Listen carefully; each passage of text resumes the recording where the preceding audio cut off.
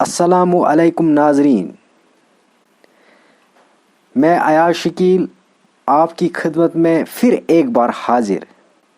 آج جو میں نے ویڈیو آپ کے لیے لایا ہے، ویڈیو کا عنوان ہے اسلام میں شرم حیا کی اہمیت۔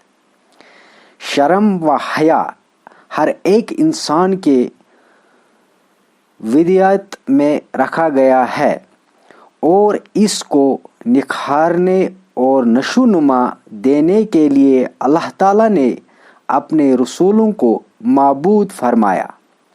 قرآن و سنت میں اس عمل کو تزکیہ کا ایک جامع عنوان دیا گیا ہے، جس کی بنیاد پر ایک باحیا فرد وجود میں آتا ہے جو شریعت کا مطلوب اور مقصود ہوتا ہے۔ حیا ایک جامع اصطلاح ہے جو شعبہ حیات کے تمام گوشوں کو محیط ہے۔ یہی وجہ ہے کہ اسلام نے اس کو ایمان کا جز قرار دیا ہے۔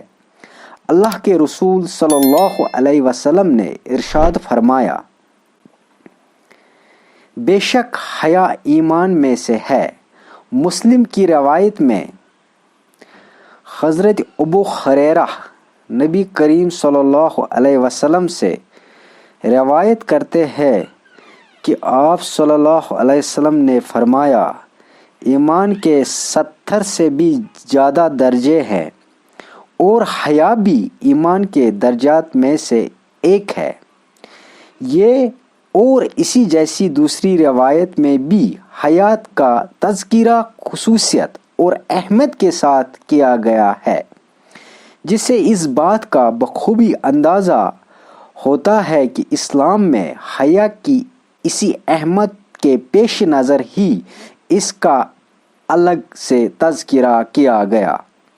حیا ہی انسان کے لیے ایک ایسی ڈال ہے جو اسے برائیوں اور فحش کاموں سے روکنے میں اہم کردار ادا کرتا ہے، مگر اہل ایمان کے لیے خاص طور سے اس کو ایمان کے ساتھ مربوط کیا گیا ہے، یہاں تک کہ اللہ کے رسول صلی اللہ علیہ وسلم نے ارشاد فرمایا، جب آپ کے اندر حیا ہو تو جو چاہو سو کرو۔